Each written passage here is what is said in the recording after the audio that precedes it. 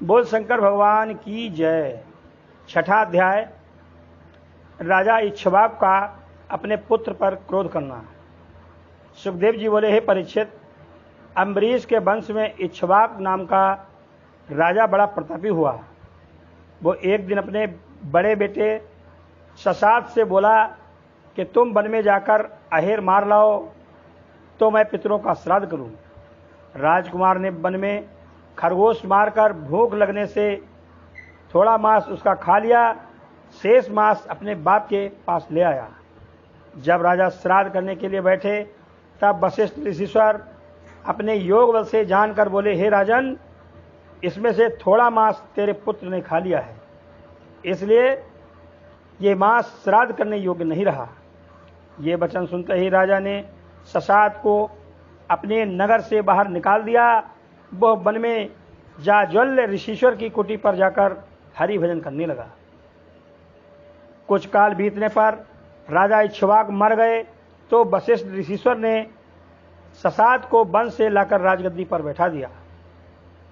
उसके वंश में पुरंजय नाम का बड़ा राजा प्रतापी व बलवान हुआ। एक बेर देवताओं को दैत्यों ने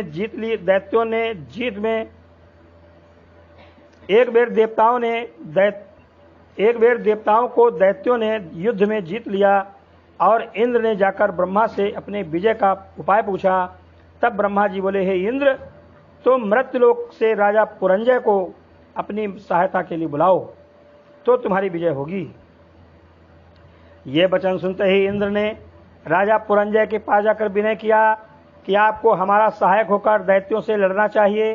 पुरंजय बोला, हे इंद्र, मुझे तुम्हारी सहायता करने में कुछ संदेह नहीं है, पर दैत्यों से लड़ते समय मुझे इतना बल उत्पन्न होगा कि ये हाथी व घोड़ा मेरा बोझ उठा नहीं सकेंगे, इसलिए तुम बैल रूप होकर मुझे अपनी पीठ पर उठाओ, तब मैं दैत्यों से लड़ूंगा। जब इंद्र ने अपने स्वार्थ के लिए बैल रूप धरा, तब राजा ने उस पर चढ़कर दैत्यों को युद्ध में जीत लिया।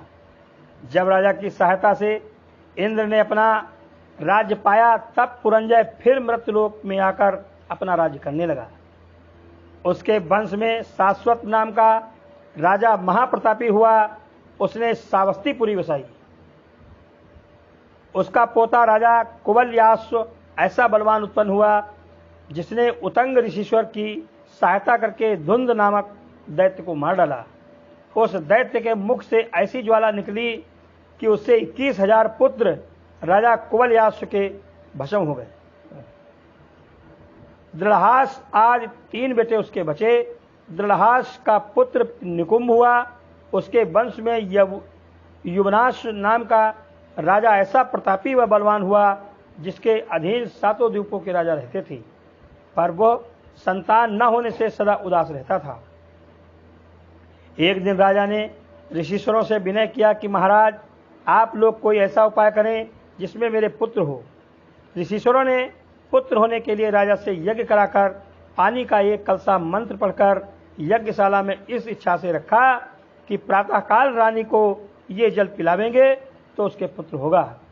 रात को राजा व ऋषिश्वर लोग उसी यज्ञशाला में सोए और परमेश्वर की इच्छा से राजा को तृष्णा लगी तो उसने धोखे से वो जल पी लिया। प्रातःकाल ऋषिश्वर लोग ये वृत्तांत जानकर बोले, हे राजन, तुम्हारे भाग्य और नारायण जी की इच्छा में किसी का वश नहीं है, तेरे पेट से एक बालक उत्पन्न होगा। राजा ये वचन सुनकर पहले उदास हुआ, फिर परमेश्वर की इच्छा इसी तरह जानकर संतोष किया। जब राजा का पेट गर्भवती स्त्री के समान प्रतिदिन बढ़ने लगा और 10 महीने बीते, तब ऋषिश्वर ने राजा की दाहिनी कोख चीरकर पेट से लड़का निकाल लिया और घाव सीकर हरी इच्छा से राजा को चंगा कर दिया। जब उस बालक ने रोकर दूध मांगा, तब इंद्र ने अमृत भरा हुआ अपना अंगूठा उसके मुख में डालकर चुसाया। इंद्र ने अंगूठा डालते ही समय उसे मानधाता कहकर पुकार कर कहा था कि इसका पालन मैं करूंगा, इसलिए ऋषिश्वरों ने उसका नाम मानधाता रखा। वो 7 द्वीपों का ऐसा प्रतापी बलवान राजा हुआ कि जिससे रावण आदि सब दैत्य व राक्षस डरते थे। उसने यज्ञ करके ब्राह्मणों को बहुत सा दान दक्षिणा दी, इस कारण उसका तेज व बल अधिक हुआ। मानधाता के मुचकुंदादिक 3 पुत्र और 50 कन्याएं हुई। उसने अपनी 50 पुत्री सौभर ऋषिश्वर को ब्याह दी। इतनी कथा सुनकर परीक्षित ने पूछा कि महाराज, मानधाता ने 50 कन्याएं एक ऋषिश्वर को क्यों ब्याह दिया था? सुखदेव जी बोले, हे राजन, सौरभ ऋषिश्वर यमुना के किनारे जल में बैठे तप करते थे। 60,000 वर्ष तक तप करने के उपरांत एक दिन ऋषिश्वर ने मछली को अपने बच्चों के साथ यमुना जल में क्रीड़ा करते देखा। तब वृद्ध होने पर भी उन्होंने मन में ये विचारा कि गृहस्थाश्रम बहुत अच्छा होता है। जब ऋषिश्वर को गृहस्थी करने की इच्छा हुई तब उन्होंने राजा मानधाता के पास जाकर कहा कि हमको अपनी एक कन्या दो। राजा ने साप के भय से यह उत्तर दिया कि महाराज, मेरे 50 पुत्री हैं, आप राज मंदिर में जावें, जो कन्या आपको अंगीकार करे उसका ब्याह आपसे कर दूं। ये वचन सुनकर सौभर ऋषिश्वर ने विचारा कि मुझ वृद्ध मनुष्य को कोई राजकन्या क्यों अंगीकार करेगी? तरुण स्त्री वृद्ध मनुष्य को नहीं चाहती। ऐसा विचार कर ऋषिश्वर ने तपोबल से अपना स्वरूप अति सुंदर व तरुण बना लिया, जिसे देखकर अप्सराएं भी मोहित हो जाएं। जब वे अश्विनी कुमार के समान अपना रूप बनाकर राज मंदिर में गए तो उनकी सुंदरता देखते ही 50 राजकन्याएं लाज छोड़कर उन पर मोहित हो गई। तब राजा मानधाता ने विधि पूर्वक 50 कन्या ऋषिश्वर को ब्याह दी और ऋषिश्वर महाराज सबको अपने स्थान पर लाए। उन्होंने अपने योग बल से 50 रत्न जटित विमान, बाघ व तगड़ादिक सब वस्तुएं बना दी और 50 रूप धरकर एक एक स्त्री से बिलक बिलक विमानों में भोग करने लगी। वे विमान ऋषिश्वर की इच्छा अनुसार उड़कर इंद्रलोक आदि में चले जाते थे।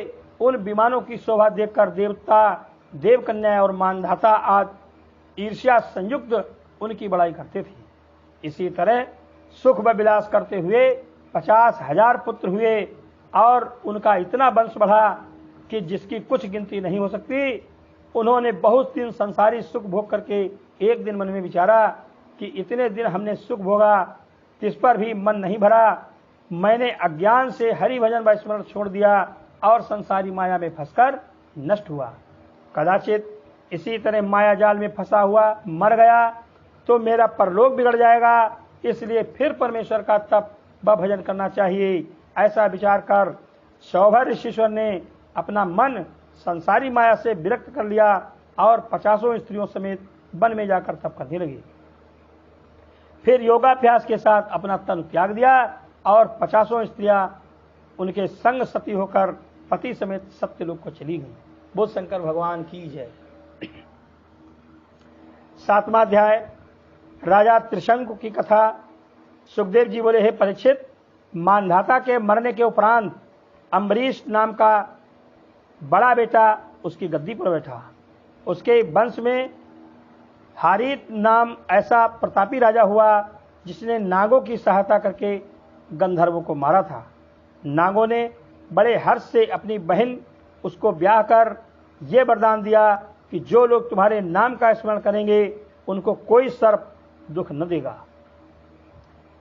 हारित के वंश में त्रिशंकु नाम का राजा उत्पन्न हुआ। वशिष्ठ गुरु के पुत्रों ने उसे ऐसा श्राप दिया कि वो चांडाल हो गया और फिर विश्वामित्र के वरदान से उसको स्वर्ग मिला। इतनी कथा सुनकर परीक्षित ने पूछा, हे स्वामी, इसकी कथा विस्तार पूर्वक कहिए।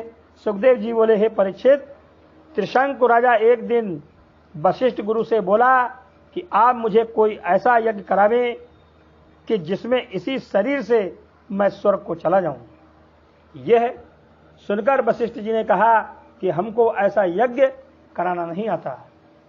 जब त्रिशंकु ने जाकर वशिष्ठ के बेटों से ये बात कही तब उन्होंने उसे श्राप दिया कि तू गुरु का वचन झूठ समझकर फिर हमारे पास पूछने आया, इसलिए चांडाल हो जाएगा।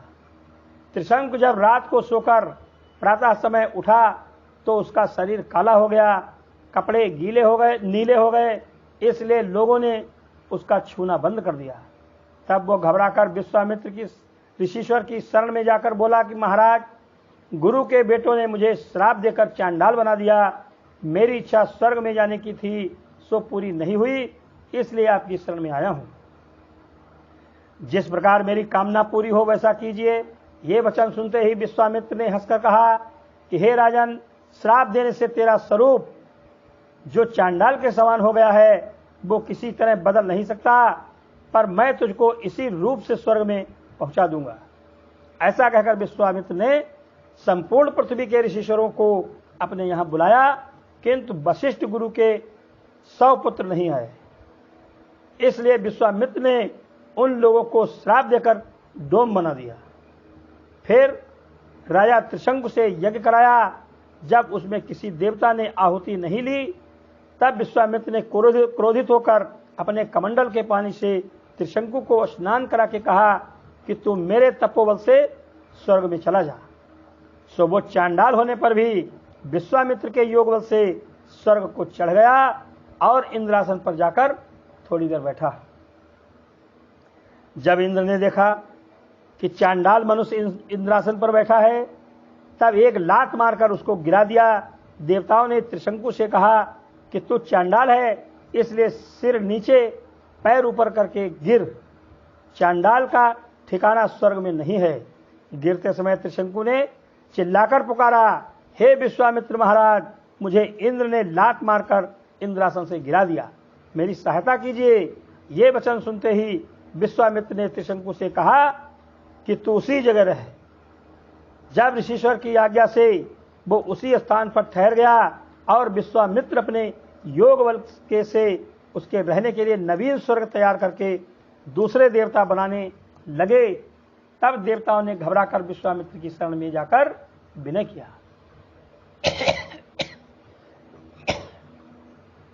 महाराज, दूसरे देवता बनाने से हम लोगों का अपमान होगा। नारायण जी की आज्ञा के बिना नई बात करना उचित नहीं है। ये वचन सुनकर विश्वामित्र बोले, मैं त्रिशंकु को स्वर्ग देने के लिए वचन हार चुका हूं, इसलिए ये मेरा बनाया हुआ नया स्वर्ग उसके रहने के लिए स्थिर रहेगा, पर दूसरे देवताओं की रचना नहीं करूंगा। विश्वामित्र ने दूसरे देवता न बनाकर अपना बनाया हुआ स्वर्ग रहने को दिया। सो आज तक राजा त्रिशंकु उसी स्वर्ग में उल्टे लटके हैं। उसके मुख से जो लार बहती है, उसी की कर्मनाशा नदी प्रकट हुई, जिस नदी में पैर डालने से मनुष्य के सब पाप सब पुण्य क्षीण हो जाते हैं। और त्रिशंकु की छाया मगध देश पर पड़ती है, इसलिए मगध को मरने के लिए अशुद्ध कहते हैं। त्रिशंकु का पुत्र हरिश्चंद्र नामक राजा बड़ा प्रतापी हुआ। उसने पुत्र होने के लिए वरुण देवता की मानता मानी थी कि मेरे बेटा हो तो उसी बालक का तुम्हें बलिदान चढ़ाऊं। जब वरुण देवता की कृपा से रोहित नाम का बेटा हुआ, तब राजा ने प्रेमवश उसे 12 वर्ष तक बलिदान नहीं दिया। जब वरुण देवता ने बलिदान देने के लिए अति हठ किया और उस बालक ने समझा कि घर रहने से एक दिन अवश्य बलिदान दिया जाऊंगा, तब वो अपना प्राण बचाकर तीर्थ यात्रा करने चला गया। वरुण ने बलिदान न पाने से क्रोधित होकर हरिश्चंद्र के जलंधर का रोग उत्पन्न किया। जब राजा उस रोग से मरण तुल्य हो गया, तब रोहित ने यह वृत्तांत सुना कि मेरे पिता वरुण देवता के क्रोध से मरे जा रहे हैं। तब उसने कहा कि मेरे ऐसे जीने को धिक्कार है जो मेरा पिता मेरे वास्ते मारा जावे। ऐसा विचार कर जब वह बलिदान होने के लिए अपने घर आने लगा, तब राह में उसने सुनह से विश्वामित्र के भांजे को देखा। रोहित ने सुनाशेप के माता पिता से कहा कि 100 गौ हमसे लेकर एक पुत्र हमको दे दो। ये वचन सुनकर सुनाशेप का पिता अजय कीर्ति बोला कि बड़ा बेटा मुझे बहुत प्यारा है, उसे न दूंगा। और उसकी स्त्री बोली कि मैं छोटे पुत्र को बहुत प्यार करती हूँ, उसे न बेचूंगी। ये वचन अपने माता पिता का सुनकर सुनासेप मंझले पुत्र ने कहा कि मेरा मोह माता पिता नहीं रखते, इसलिए मैं रोहित के हाथ बिका जाता हूं।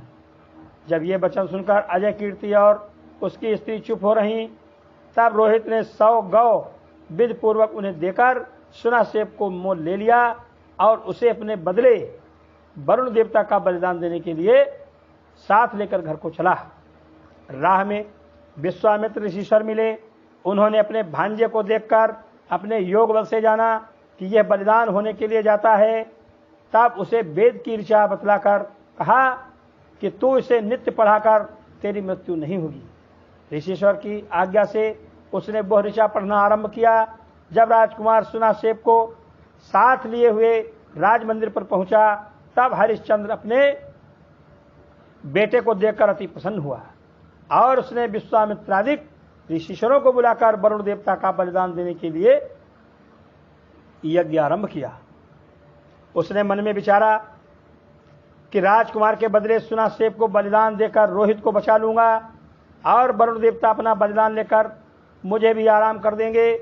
जब यज्ञ करते समय सुनासेप को बलिदान देने का समय आया, तब विश्वामित्र ने बहुत स्तुति करके वरुण देवता को प्रसन्न किया और अपने भांजे को बलिदान होने से बचा लिया। वरुण ने राजा हरिश्चंद्र को वरदान देकर उसका रोग छुड़ा दिया। जब रोहित और सुनासेप दोनों के प्राण बचे और वरुण देवता प्रसन्न हो गए, तब विश्वामित्र ने हरिश्चंद्र को ऐसा ज्ञान उपदेश किया जिसके प्रताप से वह मुक्त हुआ और रोहित उसकी राजगद्दी पर बैठकर धर्म पूर्वक राज करने लगा। बोल शंकर भगवान की जय। 8वां अध्याय राजा सगर की कथा।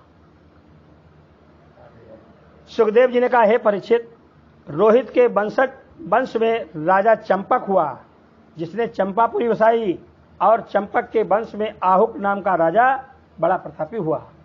उसने पुत्र होने के वास्ते अपने 1000 विवाह किए, पर हरि इच्छा से किसी रानी के संतान नहीं हुई। इसलिए राजा आहुक उदास रहता था। एक दिन नारद मुनि ने राज मंदिर पर आकर पूछा, हे राजन, तुम क्यों उदास दिखलाई देते हो? आहुक ने हाथ जोड़कर विनय किया कि महाराज, मैं आपको परम भक्त समझकर अपना दुख कहता हूँ। 1000 विवाह करने पर भी मेरे पुत्र नहीं हुआ, यही चिंता मुझे दिन रात रहती है।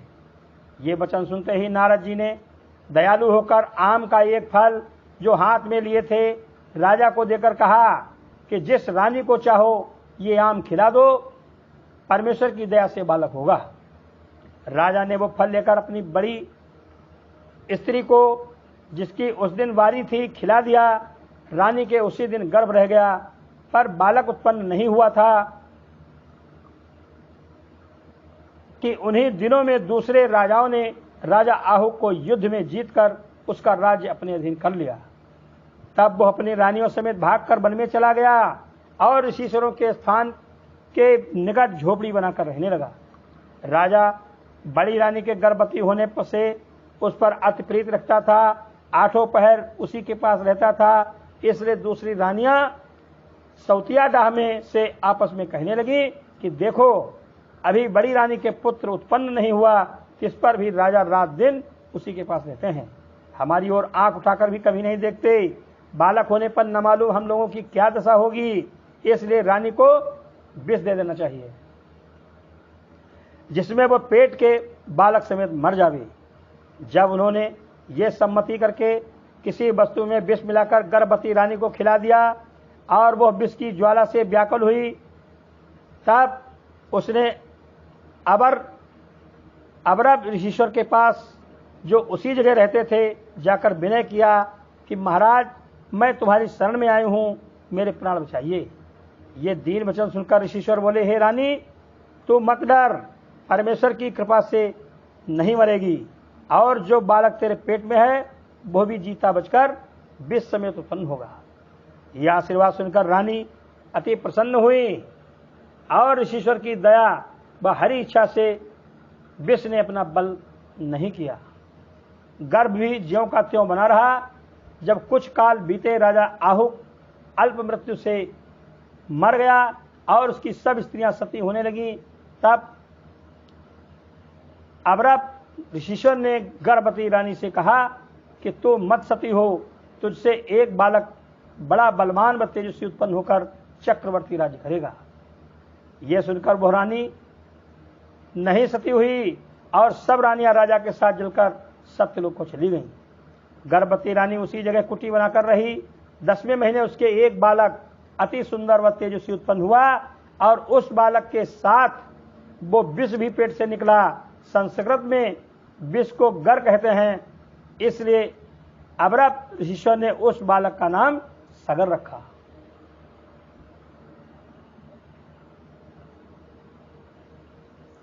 जब वो बालक बड़ा हुआ तब उसने सेना बटोरी और हरि इच्छा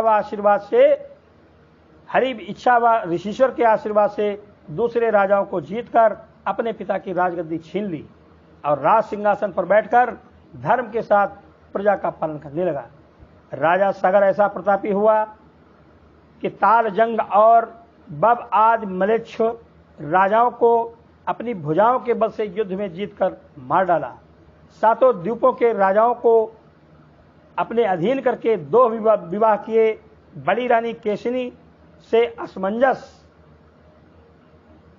नाम का एक पुत्र हुआ और सुघृति नाम की दूसरी स्त्री से 60,000 बेटे उत्पन्न हुए।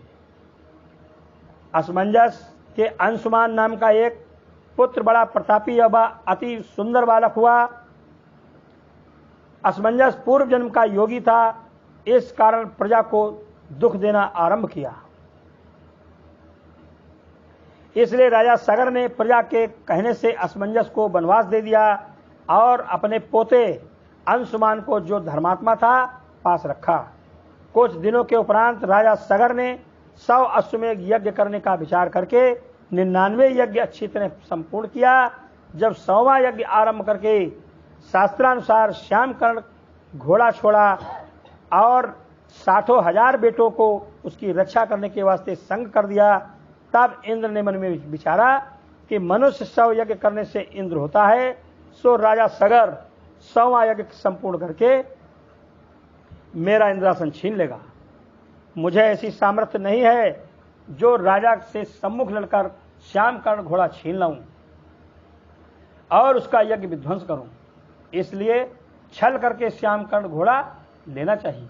ऐसा विचार कर इंद्र वो घोड़ा किसी छल से चुरा ले गया और जहां कपिल देव मुनि बैठे तब करते थे उनके पीछे बांध दिया और आप इंद्रलोक को चला गया। जब राजकुमारों ने अपना घोड़ा नहीं देखा तब उन्होंने 14 लोकों में जाकर उस घोड़ा को बहुत ढूंढा पर कहीं पता न चला। जब खोजने से निराश हुए तब राजा सगर के पास जाकर सब वृत्तांत कहकर विनय किया कि महाराज आप आज्ञा दें तो पृथ्वी खोद कर घोड़ा ढूंढें। राजा बोले बहुत अच्छा, खोजना चाहिए। उन्होंने अपने पिता की आज्ञा अनुसार घोड़ा ढूंढने के लिए इतनी पृथ्वी खोदी कि छोटे छोटे 7 समुद्र भारत खंड में प्रकट हुए। जब वे लोग घोड़ा खोजते हुए कपिल देव मुनि के स्थान पर गए तो क्या देखा कि कपिल देव बैठे तप करते हैं और घोड़ा उनके पीछे बंधा है। तब 60,000 राजकुमार चिल्लाकर बोले कि हमने अपना चोर पकड़ा। जब उनके चिल्लाने से कपिल देव मुनि का ध्यान खुल गया तब उन्होंने आंख उठाकर क्रोध से उन लोगों की ओर देखा तो उसी जगह 60,000 राजकुमार जलकर भस्म हो गए। जब राजा सगर ने बहुत दिन तक अपने बेटों का कुछ समाचार नहीं पाया तब अंशुमान को बुलाकर कहा कि तू जाकर अपने चाचों व घोड़े की सुधि ले आ। ये वचन सुनते ही अंशुमान घर से निकला और उनका पता लेता हुआ जहां पर वे जल गए थे जा पहुंचा। जब उसने वहां कपिल देव मुनि को परमेश्वर के ध्यान में बैठे देखा और दंडवत व परिक्रमा करके उनकी स्तुति की, तब कपिल देव मुनि प्रसन्न होकर बोले, हे राजकुमार, तू अपना घोड़ा ले जा, पर तेरे चाचा लोग जो मेरे क्रोध से जलकर मर गए हैं वे अभी मुक्त नहीं हो सकते। जब गंगा जी आकर अपने जल से उनकी हड्डी व राख बहावेंगी तब उनका उद्धार होगा। कपिल देव मुनि का ये वचन सुनकर अंशुमान उनको दंडवत करके श्याम कर्ण घोड़ा वहां से लेकर राजा सगर के पास गया और उसने सब वृत्तांत कह दिया। राजा सगर ने अपने बेटों का मरना परमेश्वर की इच्छा समझकर संतोष किया और 100वां यज्ञ संपूर्ण करके वह ऋषिश्वरों से ज्ञान सुनकर संसारी माया छोड़ दिया। अंशुमान अपने पोते को राजगद्दी पर बैठाकर वन में चला गया और हरि चरणों में ध्यान लगाकर मुक्त हुआ। बोल शंकर भगवान की जय।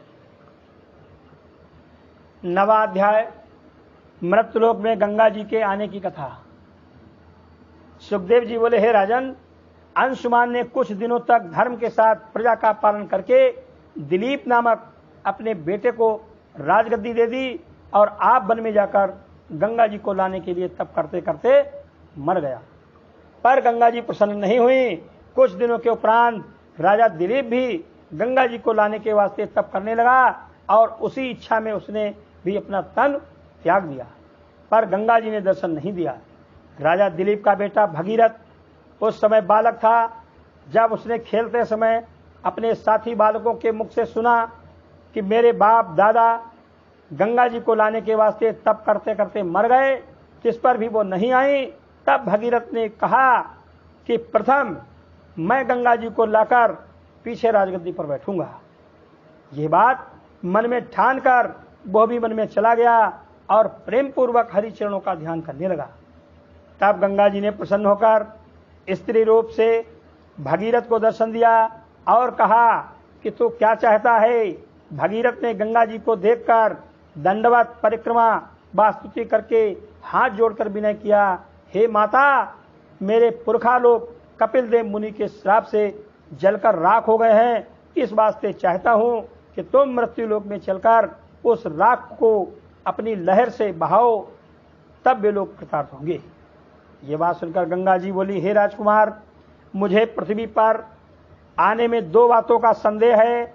एक तो आकाश से गिरते समय पृथ्वी मेरा भार न सह सकेगी, ऐसा ही कोई प्रतापी बलवान हो जो मेरे जल का वेग अपने शरीर में ले सके। दूसरे, पापी बाधर्मी लोग मुझ में स्नान करने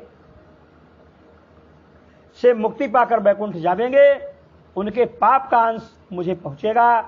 इन दोनों बातों का उपाय करो तो आ सकती हूं। ये सुनकर भगीरथ बोले, हे जगत तारिणी, मैं शिवजी से विनय करता हूं कि वे तुमको अपने सिर पर लेंगे और हरि भक्त तपस्वी मुनि महात्मा ऋषिश्वरों के स्नान करने से पापी व अधर्मी लोगों के नहाने का पाप तुमको नहीं लगेगा। ये बात मानकर गंगा जी वहां से अंतर्ध्यान हो गई। भगीरथ महादेव जी के ध्यान में लीन हुआ। जब शिव शंकर प्रसन्न हुए और भगीरथ को दर्शन देकर बोले कि तू क्या चाहता है, तब भगीरथ ने दंडवत व परिक्रमा करके विनय किया, हे महाप्रभु, मैंने अपने पुरखों को तारने के लिए गंगा जी से मृत्युलोक में आने को विनय किया। सो गंगा जी ने कहा कि कोई मुझे अपने ऊपर लेकर मेरे जल का बेग उठावे तो मैं आऊं। इसलिए चाहता हूं कि आप पहले गंगा जी को अपने मस्तक पर लेवें, तब उनका बेग पृथ्वी सह सकेंगी। महादेव जी ने प्रसन्न होकर भगीरथ की विनती मान ली। जब गंगा जी का जल आकाश से गिरा और शिवजी ने अपने सिर पर लिया, तब कुछ काल गंगा जी शिव शंकर की जटा में घूमती रही, पृथ्वी पर नहीं गिरी। जब भगीरथ ने फिर शिव जी की स्तुति की, तब महादेव जी ने भगीरथ को एक रथ देकर कहा कि तू इस पर बैठकर गंगा जी के आगे आगे जाकर अपने पुरखों की राह दिखला दी। ये कहकर शिव शंकर ने अपनी जटा निचोड़कर गंगा जी को बाहर निकाला और उसी रथ पर भगीरथ चढ़ा। जहां उसके पुरखों की राख पड़ी थी, वहां गंगा जी को लिवा लाया। जब गंगा जी उस राख पर होकर बही, तब उसके सब पुरखा देवता रूप होकर विमान पर बैठकर स्वर्गलोक को चले गए। भगीरथ बड़े हर्ष से राज मंदिर पर आया और ब्राह्मण व कंगालों को बहुत सा दान व दक्षिणा देकर राजगद्दी पर बैठा। उसने बहुत काल तक धर्म पूर्वक राज्य किया। उसके वंश में राजा ऋतुपर्ण बड़ा प्रतापी राजा नल का मित्र हुआ, जिसने राजा नल से घोड़े पर चढ़ना सीखा। और उसने उसे जुआ खेलना सिखाया था। ऋतुपर्ण का पुत्र सुदास नामक बड़ा प्रतापी राजा एक दिन वन में अहेर खेलने गया और वहां हिरण्य रूप राक्षस को मार डाला। उस राक्षस के भाई ने राजा से बदला लेने की इच्छा की, पर वह राजा से सम्मुख लड़ने की सामर्थ्य नहीं रखता था। इसलिए वो ब्राह्मण रूप से राजा के पास जाकर बोला कि मुझे रसोई बनानी अच्छी आती है। ये वचन सुनकर राजा ने उसे रसोई बनाने के वास्ते नौकर रख लिया। वो ब्राह्मण रूप राक्षस वहां रहने लगा। एक दिन राजा सुदास ने वशिष्ठ ऋषिश्वरों को न्योता देकर अनेक प्रकार का व्यंजन व मांस बनवाया, तो उस राक्षस ने मनुष्य का मांस बनाकर सब पदार्थ समेत वशिष्ठ जी के सम्मुख धर दिया। वशिष्ठ गुरु ने अपने योग बल से वो मांस पहचान लिया और राजा पर क्रोध करके कहा, हे राजन, तो मुझे राक्षस समझकर मनुष्य का मांस मेरे खाने के लिए लाया है, इसलिए मैं नारायण जी से चाहता हूं कि तू 12 वर्ष तक राक्षस हो जा और मनुष्य का मांस खाया कर। ऐसा श्राप देकर वशिष्ठ जी उठ खड़े हुए। राजा भी अपने तपोबल से श्राप देने की सामर्थ्य रखता था। उसने कहा कि मेरी जानकारी में किसी ने मनुष्य का मांस वशिष्ठ ऋषिश्वर के खाने के लिए नहीं रखा था। मुझे वृथा ऋषिश्वर ने श्राप दिया है, इसलिए मैं भी उनको श्राप देता हूं। ऐसा कहकर जब राजा ने श्राप देने के लिए हाथ में जल उठाया, तब रानी ने राजा का हाथ पकड़कर कहा, आपको ब्राह्मण व गुरु से बराबरी नहीं करना चाहिए। वशिष्ठ जी ने क्रोधवश श्राप दिया तो अच्छा किया, फिर दयालु होकर वरदान देंगे, तुम इनको श्राप मत दो। राजा ने रानी के समझाने से वशिष्ठ जी को श्राप देना उचित न जानकर वह जल अपने पैर पर डाल दिया। सो राजा के दोनों पैर काले हो गए। उस दिन से राजा सुदास को लोग कलमाशपात कहने लगे। उसका ज्ञान राक्षसों के समान हो गया, इसलिए वो मनुष्यों को पकड़कर उनका मांस खाने लगा, पर स्त्री को नहीं खाता था। एक दिन राजा ने वन में किसी ऋषिश्वर को स्त्री समेत देखकर उसे खाने की इच्छा की। तब वह स्त्री विनती करके बोली, हे राजन, अभी तक मैंने अपने स्वामी से इच्छा पूर्वक संसारी सुख नहीं भोगा। मुझे संतान होने की इच्छा बनी है, इसलिए तू मेरे पति को मत खा। कदाचित तू न माने तो मुझे भी खा ले। जब राजा ने अपने राक्षसी धर्म से उसकी विनती न मानकर ऋषिश्वर को खा लिया, तब वो ब्रह्माणी अपने स्वामी के हाड़ बटोर कर सती हो गई और जलते समय उसने राजा को ये श्राप दिया कि जब तू स्त्री प्रसंग करेगा तब मर जाएगा। जब राजा के 12 वर्ष बीत गए और राजा का ज्ञान शुद्ध हुआ, तब वह अपना राज्य करने लगा। एक दिन राजा ने रानी से प्रसंग की इच्छा की, पर रानी श्राप का समाचार सुन चुकी थी, इसलिए उसने राजा को बहुत समझाकर भोग नहीं करने दिया। फिर एक दिन वशिष्ठ गुरु ने अपनी इच्छा से राज मंदिर पर आकर राजा व रानी को ऐसा वरदान दिया कि बिना भोग के तेरे तुम्हारे पुत्र होगा। ये आशीर्वाद देकर वशिष्ठ ऋषिश्वर अपने स्थान को चले गए। उनकी कृपा से बिना प्रसंग के उस दिन रानी के गर्भ रह गया। 7वें वर्ष अश्मक नाम का पुत्र हुआ, उससे मोलक नाम का बालक हुआ। वह परशुराम जी के क्रोध से बचा। सब क्षत्रियों की जड़ वही है। उसका बेटा खड़वांग ऐसा प्रतापी व धर्मात्मा हुआ जिसने देवताओं की सहायता की और दैत्यों को युद्ध में जीतकर मुक्त हुआ। उसकी कथा विस्तार पूर्वक दूसरे स्कंद में लिखी है। बोल शंकर भगवान की। 10वां अध्याय रामावतार की कथा। अब राम करो। सुखदेव जी ने कहा, हे परीक्षित, खड़वांग के वंश में राजा दशरथ बड़े प्रतापी व तेजस्वी हुए, जिन्होंने अयोध्यापुरी में धर्म पूर्वक राज्य किया। उनके यहाँ परम ब्रह्म का अवतार रामचंद्र जी, कौशल्या रानी से शेष नाग का अवतार लक्ष्मण जी और शत्रुघ्न सुमित्रा स्त्री से तथा भरत कैकेयी रानी से उत्पन्न हुए। उन्हीं रघुनाथ जी का चरित्र तुमने ऋषिश्वरों के मुख से सुना होगा। हम उनकी कथा संक्षेप से कहते हैं, सुनो। जिन्होंने बालपन में मारीच व सुबाहु राक्षस को मारकर विश्वामित्र ऋषिश्वर से विश्वामित्र ऋषिश्वर के यज्ञ की रक्षा की। उन्हीं त्रिलोकीनाथ ने अपने भाई लक्ष्मण जी समेत विश्वामित्र गुरु के साथ जनकपुर में जाकर महादेव जी का जो धनुष किसी राजा से नहीं उठता था, उसे ऊख के समान तोड़कर परशुराम जी का गर्व मिटाया और सीता को ब्याह कर अयोध्या में ले आए। फिर अपने पिता की आज्ञानुसार लक्ष्मण व जानकी समेत 14 वर्ष वनवास किया। जब पंचवटी में रावण की बहन शूर्पणखा की नाक कान काट लिया, तब खरदूषण और त्रिशरा शूर्पणखा के भाई 14,000 राक्षस समेत रामचंद्र से लड़ने आए। उनको सेना समेत मार डाला। जब रावण ने शूर्पणखा के नाक कान काटने और खरदूषण आज अपने भाइयों के मारे जाने का समाचार सुना, तब वह योगी का भेष धरकर सीता जी को हर ले गया। मार्ग में हरिभक्त जटायु गिद्ध ने रावण को रोका, तो उसने जटायु से बड़ा युद्ध करके अग्निबाण मारकर उसे गिरा दिया और सीता जी को समुद्र पार ले जाकर अशोक वाटिका में रखा। जब रामचंद्र जी मारीच राक्षस को, जो माया रूपी हिरण बना था, मारकर अपने स्थान पर आए और जानकी जी को नहीं देखा, तब नरदेह धारण करने से अति विलाप करते हुए दोनों भाई सीता जी को खोजते चले। जब राह में जटायु से सुना कि लंकापति रावण जानकी को हर ले गया है, तब रघुनाथ जी ने गिद्ध को परम भक्त जानकर उसका संस्कार अपने हाथ से किया। फिर आगे जाकर कबंध राक्षस को मारा और कबंध के मुख से सुग्रीव बानर का समाचार सुनकर जानकी जी को ढूंढने के वास्ते उनके साथ मित्रता की। बाली बानर को मारकर किष्किंधा का राज्य सुग्रीव को दिया और उसकी आज्ञानुसार हनुमान आदि करोड़ों बानर व भालू सीता को खोजने के वास्ते चारों दिशाओं में गए। हनुमान जी ने लंका में जाकर उस पुरी को जला दिया और वहां से आकर जानकी जी के कुशलानंद का समाचार रघुनाथ जी को सुनाया।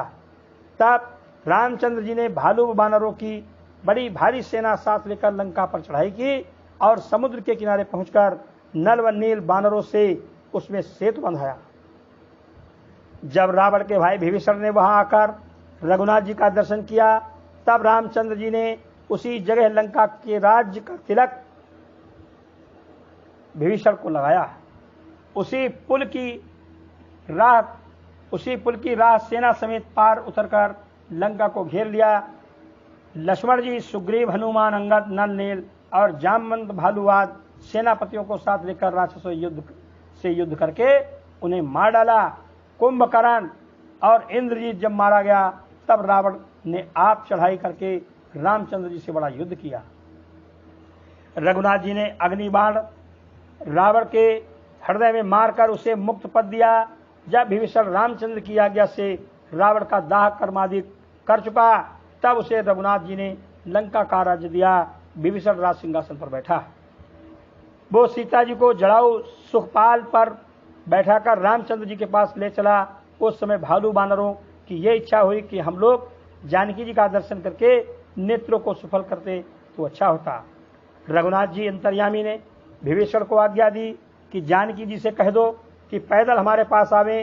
ये वचन सुनकर सीता जी सुखपाल से उतरकर रघुनाथ जी के पास आई। रीछों व बानरों ने उनका दर्शन पाकर नेत्रों को सुख दिया। लक्ष्मण जी सीता माता के चरणों पर गिरे, उन्होंने उन्हें आशीर्वाद दिया। फिर रामचंद्र जी, विभीषण व हनुमान आदि सेनापतियों और सीता जी को अपने साथ पुष्पक विमान में बैठाकर लंका से चले। जब प्रयागराज में पहुंचे तो वहां से हनुमान जी को ये कहकर अयोध्यापुरी में भेजा कि तुम पहले से जाकर भरत जी को हमारे आने का समाचार दो। एक दिन अवध का रह गया है, यदि मैं अपनी अवध पर नहीं पहुंचूंगा तो भरत जी अपना तन त्याग देंगे। ये वचन सुनकर हनुमान जी ने अयोध्या में जाकर रघुनाथ जी का आगमन भरत जी से कहा। ये समाचार सुनकर भरत जी को बड़ा हर्ष हुआ और हनुमान जी को आशीर्वाद देकर वशिष्ठ गुरु, पूर्वासी और सेना समेत रामचंद्र जी को लेने के लिए गए।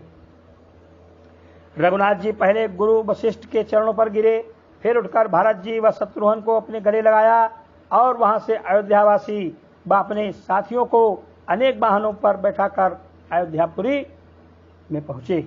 रामचंद्र व लक्ष्मण जी ने सीता समेत राज मंदिर में जाकर अपनी माता को दंडवत किया और वशिष्ठ जी की आज्ञा से शुभ मुहूर्त में राज सिंहासन पर बैठकर धर्म पूर्वक राज्य करने लगी।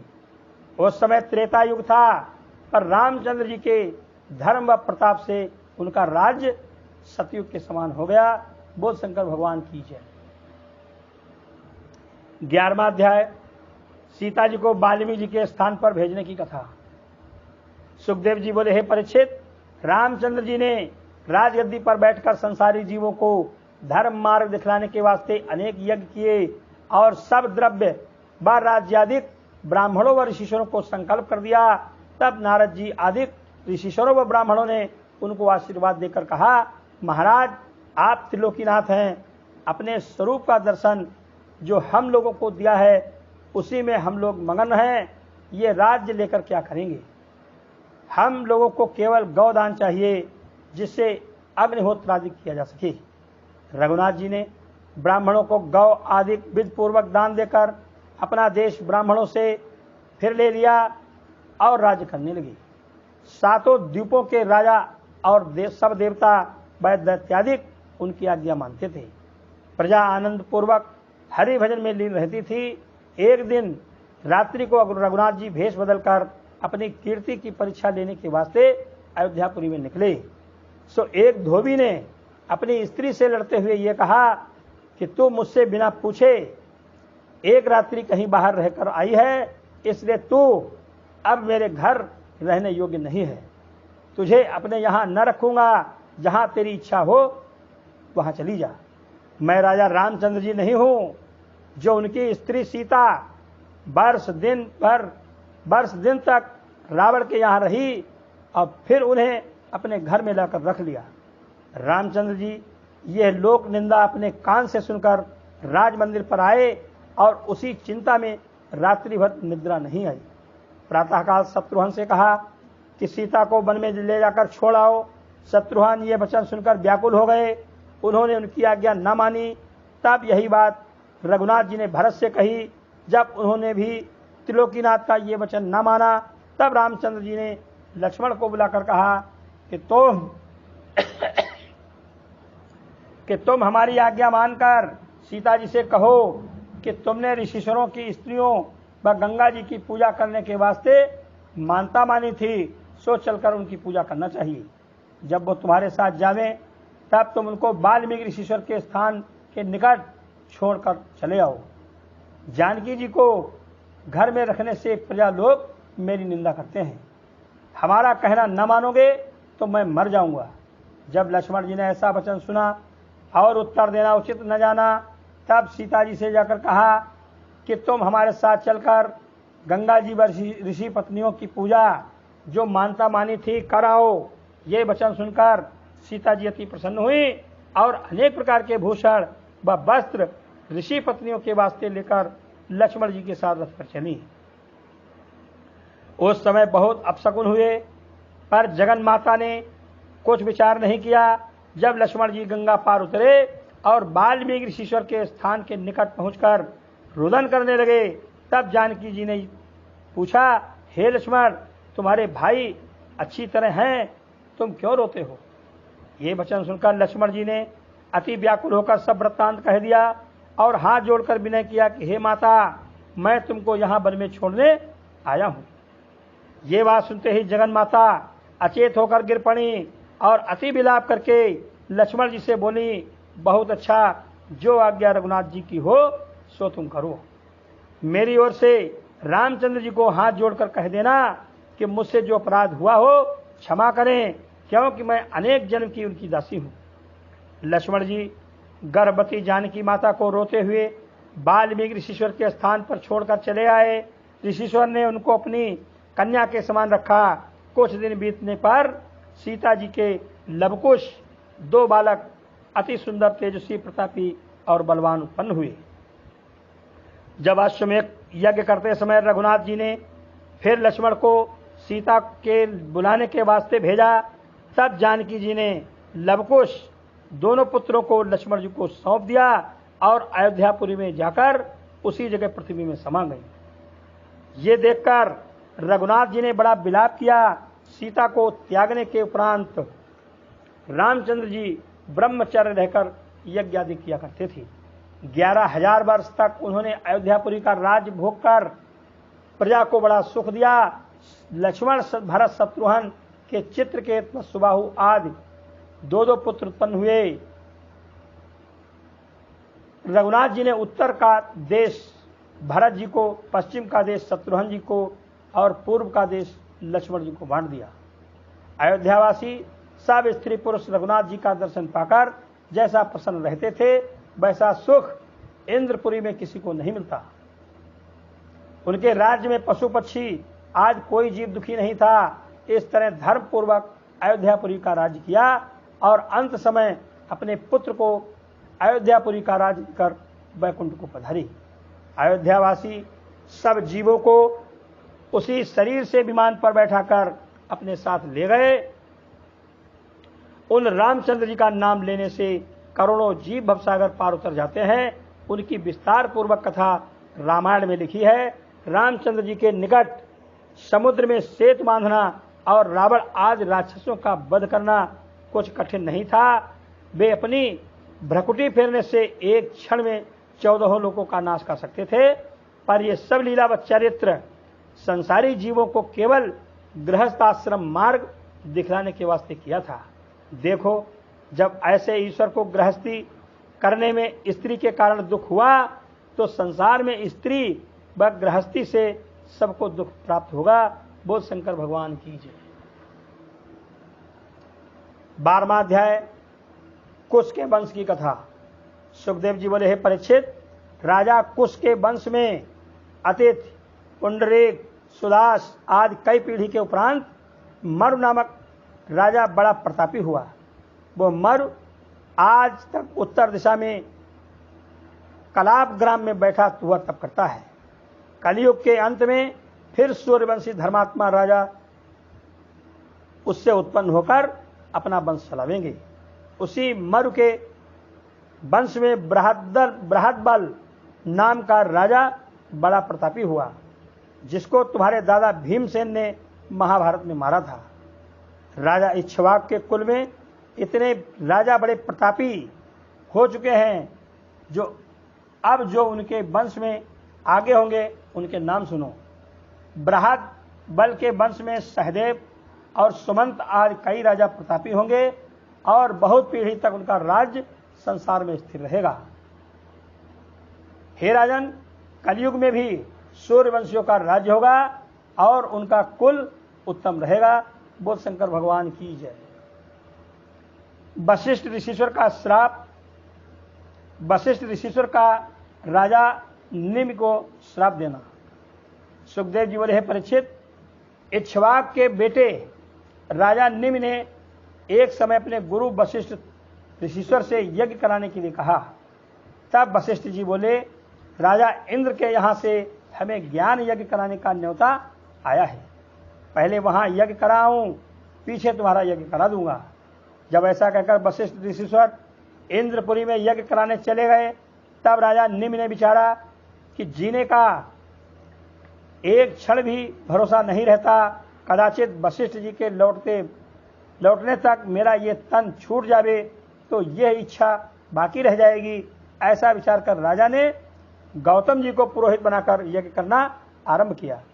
उसी समय वशिष्ठ गुरु इंद्र को यज्ञ कराकर राज मंदिर पर आए। जब वशिष्ठ ऋषिश्वर ने दूसरे पुरोहित को यज्ञ कराते देखा, तब बड़े क्रोध से राजा निम्न को श्राप देकर कहा कि तू बिना हमारे आए यज्ञ कराने लगा, इसलिए तेरा तन छूट जावे। ये वचन सुनकर राजा बोला, हे वशिष्ठ जी, तुम यजमान का यज्ञ कराना छोड़कर लोभ से इंद्र के यहाँ चले गए थे, इसलिए तुम्हारा शरीर भी स्थिर न रहे। वशिष्ठ ऋषिश्वर और राजा निम्न दोनों ने आपस के शाप से अपना अपना तन छोड़ दिया। कुछ काल बीतने पर मित्रा वरुण देवता का वीर उर्वशी अप्सरा का रूप देखकर गिर पड़ा, सो वो वीर घड़े में रखने से वशिष्ठ व अगस्त मुनि उत्पन्न हुए। राजा निम्न के जीने के वास्ते गौतम आदि ऋषिश्वरों ने फिर यज्ञ किया। जब देवताओं ने प्रसन्न होकर पूछा कि तुम क्या चाहते हो, तब ऋषिश्वरों ने विनय किया कि आप लोग ऐसी दया करें कि हमारा यजमान जी उठे। देवताओं ने ऐसा आशीर्वाद दिया कि राजा के शरीर में प्राण आ गए। तब राजा देवताओं व ऋषिश्वरों से हाथ जोड़कर बोला, महाराज अब मुझे यह तन जिसका एक दिन अवश्य नाश होगा न चाहिए, ऐसी कृपा करो जिसमें सदा स्थिर रहूं। ये सुनकर देवताओं और ब्राह्मणों ने राजा को आशीर्वाद दिया कि तुम बिना अंग होकर सब जीवों के पलक में रहो। ये वरदान देकर सब देवता अंतर ध्यान हो गए। उसी दिन से राजा निमि का जीव सबके पलक में रहता है। फिर उन सब ऋषिश्वरों ने राजा का शरीर दही के समान मत कर उसमें से एक अति सुंदर व तेजस्वी बालक उत्पन्न किया, जिसने मिथिलापुरी बसाई। उसके वंश में देवरात आदि बहुत से राजा हुए। कई पीढ़ी के उपरांत जनक नाम का बड़ा प्रतापी राजा हुआ, जिसकी यज्ञशाला जोतते समय हल लगने से सीता जी कन्या मिली, जिनका ब्याह रामचंद्र जी से हुआ। क्षीरध्वज और धर्मध्वज आदि बहुत से प्रतापी राजा इस वंश में हुए। उन राजाओं के दूसरे नाम होने पर भी वे सब जनक विदेही कहलाते थे। उनके वंश में सब राजा योगीश्वर व ज्ञानी उत्पन्न हुए और धर्म पूर्वक राज्य करके अंत समय वैकुंठ को गए।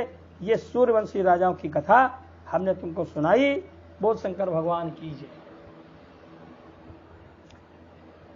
14वां अध्याय चंद्रवंशी राजाओं की कथा। सुखदेव जी ने कहा, हे राजन, अब हम चंद्रवंश कुल की उत्पत्ति कहते हैं, सुनो। नारायण जी के नाभि कमल से प्रथम ब्रह्मा उत्पन्न हुए और ब्रह्मा के नेत्र से अत्रि मुनि ने जन्म लिया।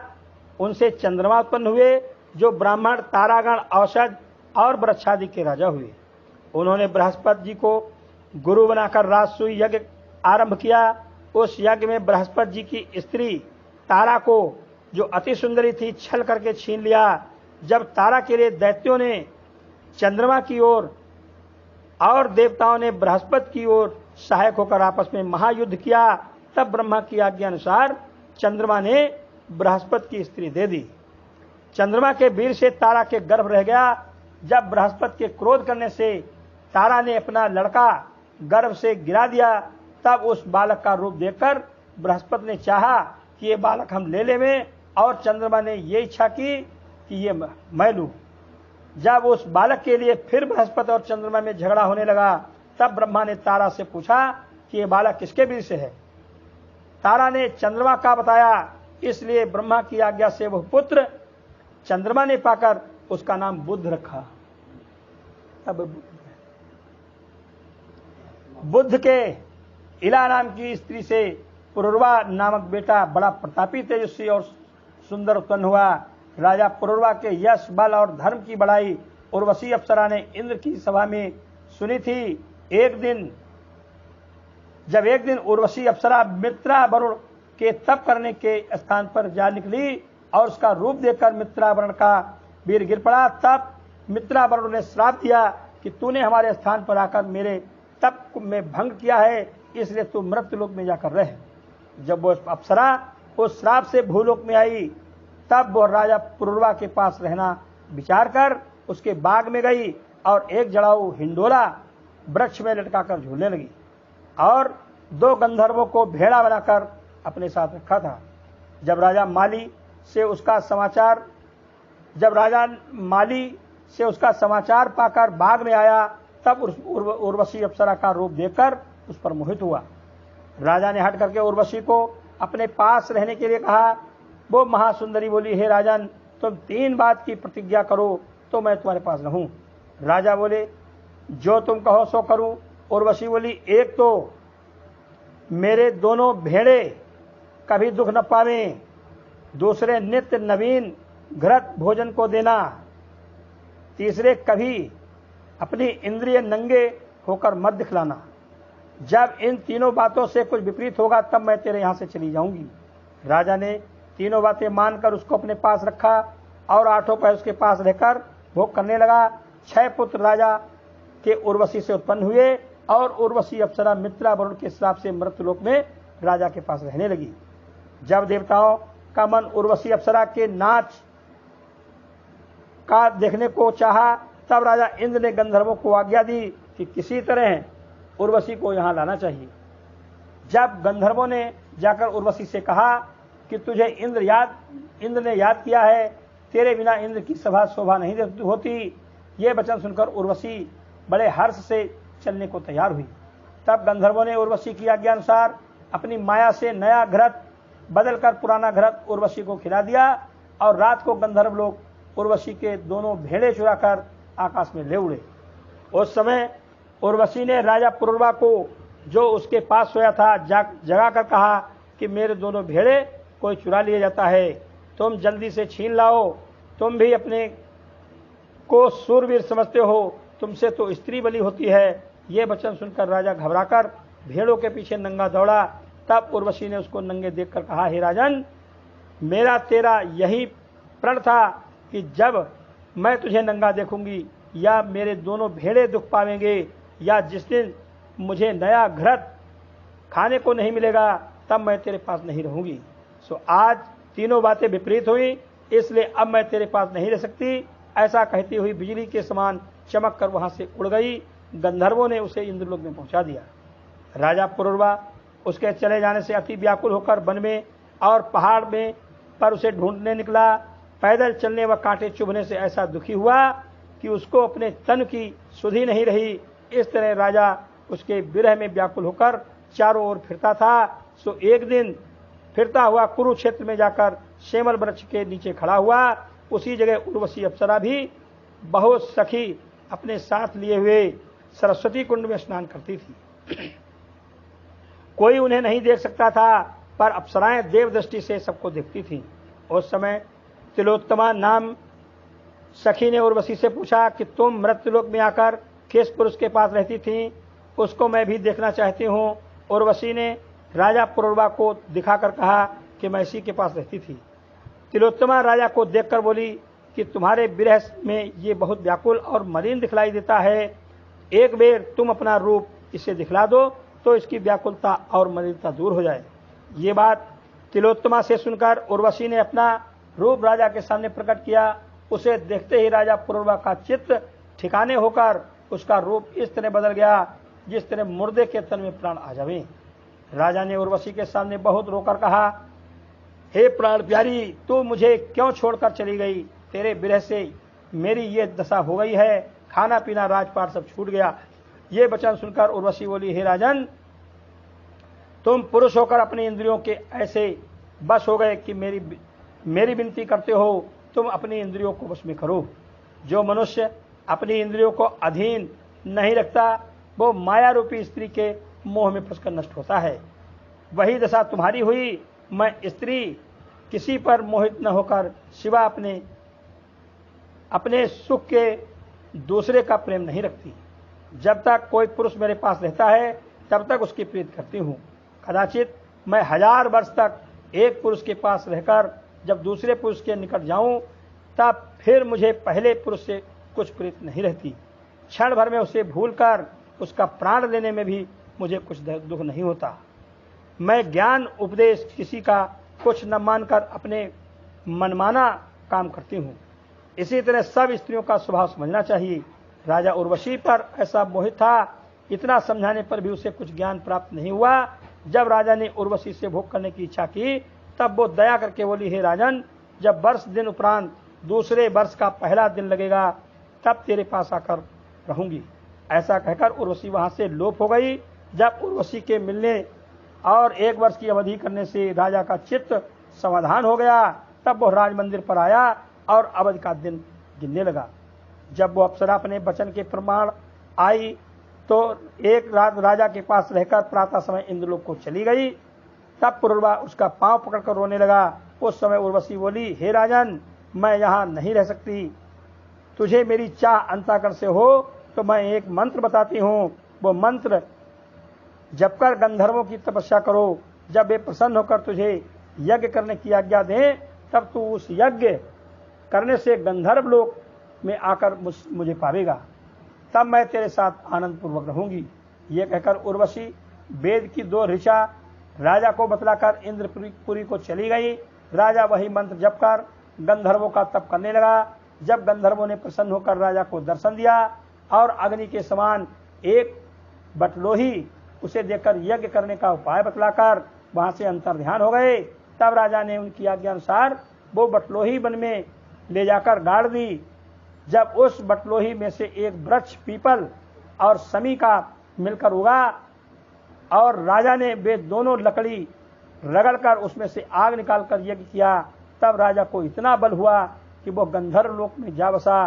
गंधर्वों के देने से फिर उर्वशी को पाकर उसके साथ आनंद पूर्वक रहने लगा। बोल शंकर भगवान की जय।